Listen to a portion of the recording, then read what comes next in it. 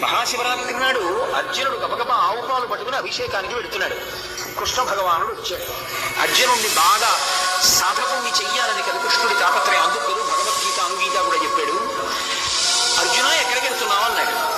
అంటే ఆయన అన్నాడు, బావా ఇవాళ మహాశివరాత్రి, శివాభిషేకం చేయడానికి వెళ్తున్నానన్నాడు.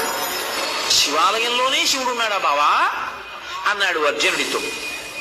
మరి ఎలా అన్నాడు అర్జునుడు. ఆపాతాళనభస్థలంత భవన బ్రహ్మాండమా విస్ఫుర జ్యోతిస్ఫాటికలింగ మౌళిదిల సత్పూర్ణిందుమంతామృతై అశోకమృతమేకమీశమనిశం రుద్రాను వాకాం జపం ధ్యాయేత్ ఈప్సిత సిద్ధయే ధ్రువపదం విప్రోభిషించేత్ శివం బ్రహ్మాండం వ్యాప్త దేహాభజత హిమరుచాభాసమానా భుజంగై కంఠే కాళాః కపర్దాః కలిత శశికళశ్చండకోదండహస్తా త్రిక్షా రుద్రాక్షమాలా సులలితవపుషశాంభవా ముక్తివేదాః రుద్రాశ్రీ రుద్రసూక్త ప్రకటిత విభవాన ప్రయచ్చస్తు సౌఖ్యం.